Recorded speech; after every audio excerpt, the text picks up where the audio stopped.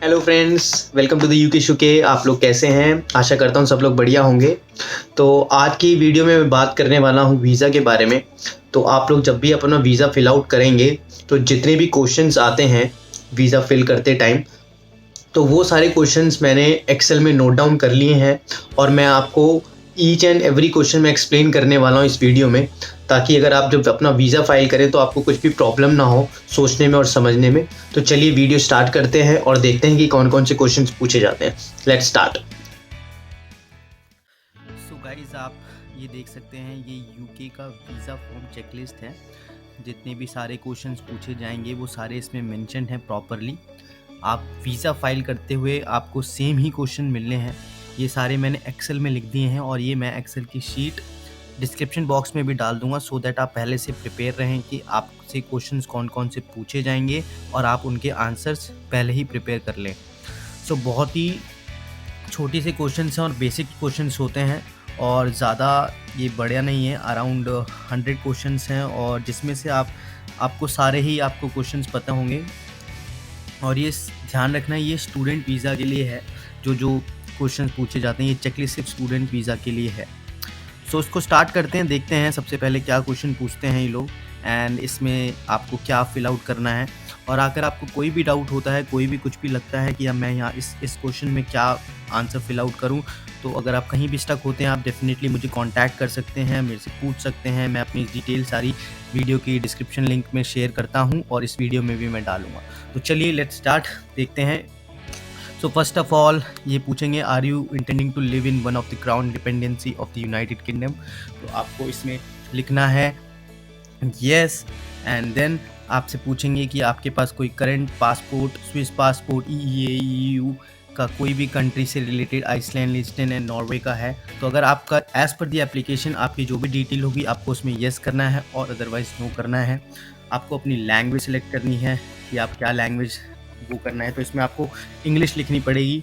Then confirm your visa type, आपको type of visa आप student visa डालेंगे यहाँ पे।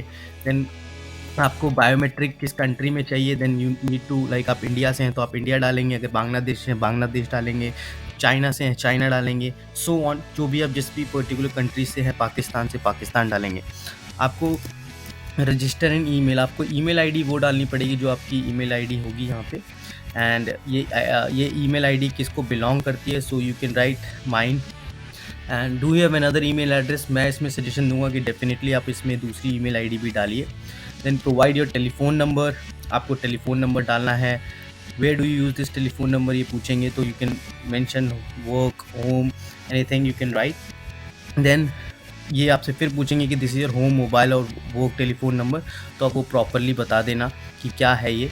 Then are you able to be contacted by telephone, then you can right yes, definitely yes.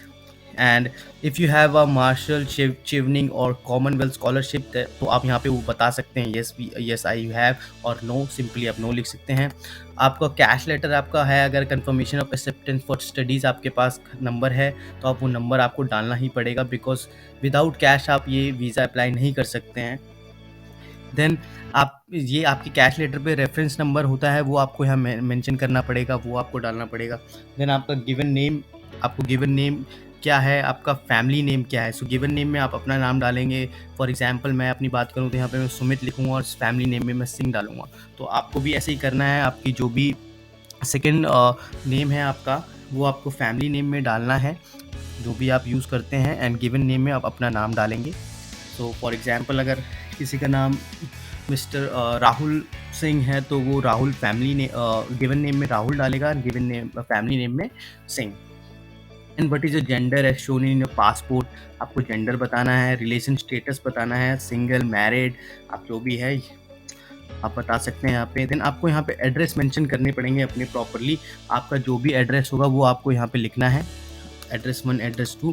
अगर आपके सिर्फ एक एड्रेस तो आप एक एड्रेस डाल के छोड़ सकते हैं, दूसरे एड्रेस डालने की ज़रूरत नहीं है। अगर 2-3 हैं तो आप वो भी फिल आउट कर सकते हैं, नो प्रॉब्लम। सो उसके बाद आप ये पूछेंगे आपसे, is this address also your correspondence address. तो आपको ये मेंशन करना है कि ये किसका एड्रेस है और ये किस कब से आप इस एड्रेस पे रह रहे हो, आपको ये भी बताना पड़ेगा। तो आप एक रफली आइडिया दे सकते हो। ओनरशिप क्या है स्टेटस की, आपके फादर ओन करते हैं, मदर ओन करते हैं, आप ओन करते हैं उस प्रॉपर्टी को, तो वो आपको बताना पड़ेगा। देन नेक्स्ट पासपोर्ट नंबर आपसे पूछेंगे और ट्रैवल डॉक्यूमेंट रेफरेंस नंबर। तो आपको यहाँ पे पासपोर्ट नंबर अपना बताना पड़ेगा। इशूइंग अथॉरिटी, किसने इशू किया है उसको वो लिखा होता है वहाँ पे, आपको सिर्फ इंडिया डालना है। इसमें मेरे केस में इंडिया डाला था। You don't need to mention properly कि आपका कहाँ पे प्लेस ऑफ अथॉरिटी है, वो मैंडेटरी नहीं होता है, बट आप डालना है तो आप डाल सकते हैं। Issue date, expire.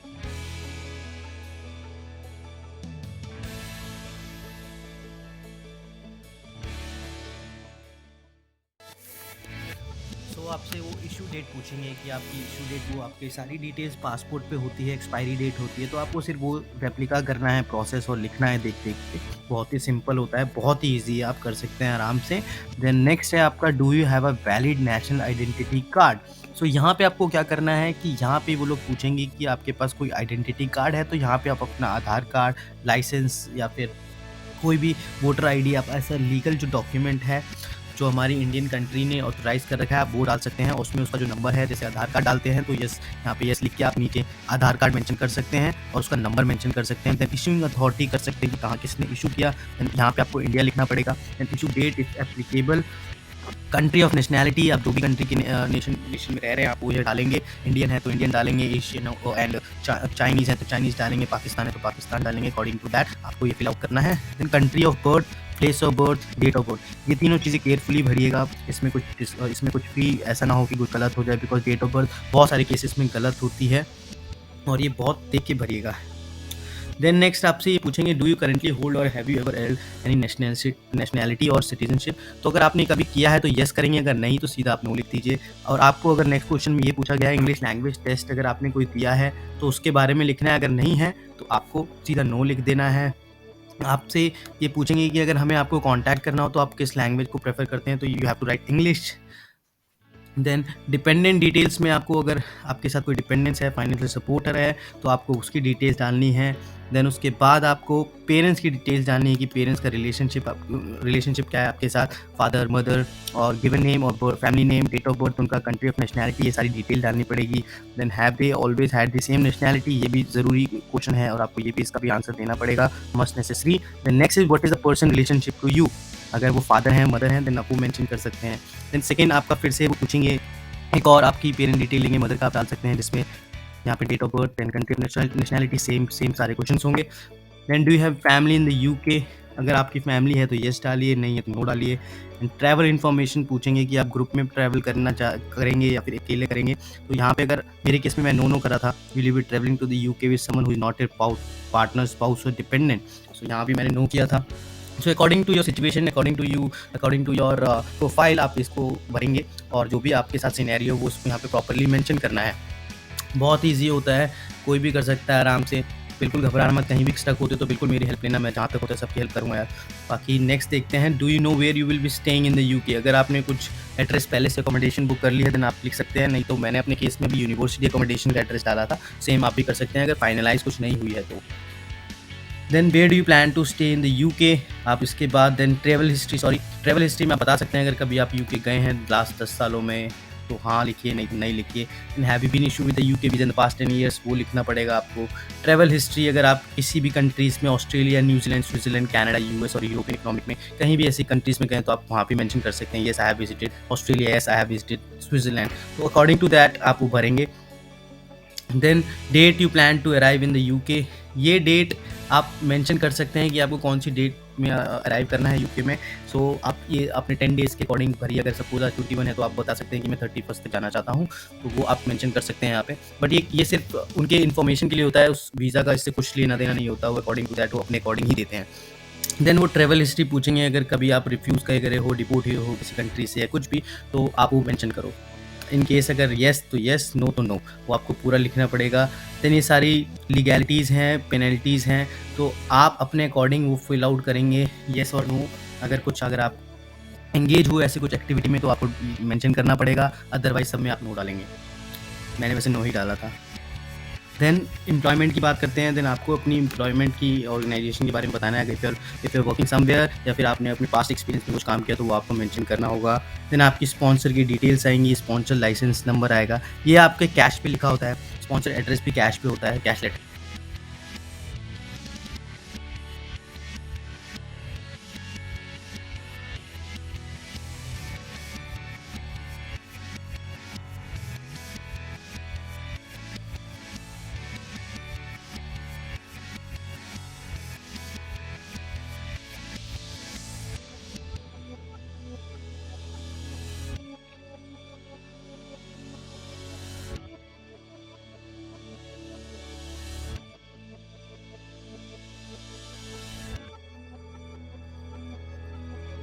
सो आपके कैश लेटर पे ये मेंशन होता है स्पॉन्सर का लाइसेंस नंबर और स्पॉन्सर का एड्रेस, तो वहाँ से आप देख के बिल्कुल आराम से लिख सकते हैं। देन आपकी कोर्स डिटेल आपको बताना पड़ेगा, आपके कोर्स के बारे में कि आप कौन से कोर्स करने जा रहे हैं। Next, is this the site where the majority of your study will take place, आपको यस लिखना है। और अगर आपने यू कैश के लिए अप्लाई किया है तो आपको यू कैश के थ्रू लिखना है, मेंशन करना है। इन केस नहीं किया तो आपको नो डालना है। मेरे केस में नो आया था। देन ए टैस डिटेल, ए टैस हर एक जगह नेसेसरी नहीं होता है, वो सिर्फ टेक्निकल कोर्सेज में होता है। लाइक अगर आप कुछ एरोडायनेमिक रिलेटेड जा रहे हैं, कुछ पढ़ने जा रहे हैं, तो वहाँ पे आपको चाहिए होता है ए टेस्ट। तो आप अगर आपको चाहिए होगा तो इसमें येस लिखेंगे, वरना नो लिखेंगे। देन स्पॉन्सर, आपका sponsor will you be receiving money from an official finance for continuing study, आपको येस डालना है, नो डालना है, या आप अपने अकॉर्डिंग देखेंगे। देन यहाँ पे आपकी सारी कोर्स डिटेल होगी, आपकी कॉलेज का नेम होगा, आपका are you going to be a student unit sabbatical officer, यहाँ पे आपको नो लिखना है। क्वालिफिकेशन यू विल गेट, क्या क्वालिफिकेशन आपको मिलेगी, course name, then course start date, then course end date, have your parents legal already paid any sponsor and accommodation, आपको सारी चीज़ें लिखनी है। बहुत ही इजी क्वेश्चंस हैं, कोई इसमें इतना ऐसा नहीं है कि कोई साइंस लगानी है या फिर कुछ हमें रिसर्च करनी पड़ेगी। बहुत ही इजी क्वेश्चंस होते हैं, सब कर सकते हैं आराम से। और अगर आप कहीं स्टक भी होते हैं तो मैं बिल्कुल हेल्प करूँगा, नहीं तो आपकी एजेंसी, आपकी कंसल्टेंट है, वो भी आपकी इसमें ज़रूर हेल्प करेंगे। और लास्ट में मैं आपको ये बता दूं कि इसमें ये ज़रूर पूछा जाता है कि लाइक आपकी जो डॉक्यूमेंट्स हैं, जो अगर आप लोन ले रहे हो तो अगर आपने लोन लिया उसका लोन नंबर आपसे पूछेंगे यार, और आपको वो मेंशन करना पड़ेगा प्रॉपर। और स्पॉन्सरशिप में are all the maintenance fund required for the application in bank account with your name, अगर आपके नेम पे हैं वो पैसे, अगर आपके अकाउंट में है तो वो आपको बताना पड़ेगा और यस लिखना पड़ेगा, यस ये मेरे नेम पे है। अगर नहीं है तो वो नो आपको लिखना पड़ेगा। मेरे केस में मैंने यस किया था, बिकॉज मेरे बैंक अकाउंट में मेरे नाम से ही पैसे थे, तो मैंने इसमें यस किया था। तो सबसे लास्ट में ये पूछते हैं कि अगर आपको कुछ एक्स्ट्रा इन्फॉर्मेशन देनी है, जस्ट सपोज, तो अगर आपको एक्स्ट्रा इन्फॉर्मेशन देनी है, फॉर एग्जांपल अगर आपको कोई ऐसा पॉइंट लगता है जो आप एक्सप्लेन नहीं कर पा रहे होंगे चेकलिस्ट में, और आपको लगता है कि मेरे को बोलना है, मेरे को एक्सप्लेन करना है, तो आप यहाँ पे बिल्कुल लिख सकते हैं, वो सारी चीज़ें मेंशन कर सकते हैं step by step, and then इसको करके सेव करते चलिएगा। ये बिल्कुल ध्यान रखिए, जब भी आप वीज़ा फॉर्म कर रहे होंगे, वीज़ा को फाइल कर रहे होंगे ऑनलाइन, तो इसको सेव बटन पर बिल्कुल प्रेस करते रहिए, सो दैट कोई डेटा फिर से आपको फिल आउट करने की ज़रूरत ना पड़े। आपने जो इतना टाइम स्पेंड किया है, लेंदी प्रोसेस को फॉलो किया है, उसमें टाइम आपका ज़्यादा जाए ना। तो बस इतना ही है, बहुत ही सिंपल होता है। ये मैं पूरी एक्सेल शीट मैं अपलोड कर दूंगा, आप देख सकते हैं, जिसमें सारी वीज़ा के फॉर्म क्या क्या भरे जाते हैं, और आपका वीज़ा जल्द से जल्द आ जाएगा, कोई इशू नहीं होगा। बहुत ही इजी प्रोसेस है। तो इसको भरते टाइम बिल्कुल याद रखें कि आपको सबसे पहले IHS तो चाहिए होगा, बिकॉज इसमें IHS नंबर भी मांगते हैं, सो आपने देखा ही होगा इस वीडियो में। तो आप करिए, आगे प्रोसेस करिए, अगर नहीं समझ आता है तो मेरे को बताइए, मैं इसमें बिल्कुल आपकी हेल्प करूँगा, डेफिनेटली हेल्प करूँगा। और कुछ भी कंसर्न होता है, कुछ भी लगता है आपको कि ये नहीं हो पा रहा है, या फिर क्या आप इसमें क्वेश्चन में क्या मैं अपना आंसर पुट ऑन करूँ, तो वो मैं बिल्कुल आपको बताऊँगा। और मेरा वीज़ा आ चुका है, मेरी फ़्लाइट टिकट्स भी बुक हो चुकी हैं, बस मैं अब तैयारी कर रहा हूँ उड़ने की जल्दी। तो लेट्स सी, मैं आपको नेक्स्ट अपडेट जल्दी दूंगा कि मैं वीडियो कौन सी किस पे बनाने वाला हूँ और मेरा नेक्स्ट टारगेट क्या है अब। सो मैं सारी चीज़ें स्टेप बाय स्टेप बता रहा हूँ, सो दैट सब स्टूडेंट्स, जितने भी स्टूडेंट्स आ रहे हैं, उनको बहुत ईजी पता चले सारी चीज़ें, प्रोसेस कैसे होता है, बिकॉज बहुत सारे कंफ्यूज रहते हैं क्या करें क्या नहीं करें, एंड इसलिए मैंने ये वीडियो बनाई है। सो गाइस, मस्ट सब्सक्राइब अगर आपको ये चैनल अच्छा लगता हो तो बिल्कुल सब्सक्राइब करेगा। And thank you so much for watching this video. Thank you so much from UK शूके। आप देखते रहिए और सब्सक्राइब करना ना भूलें। Thank you guys.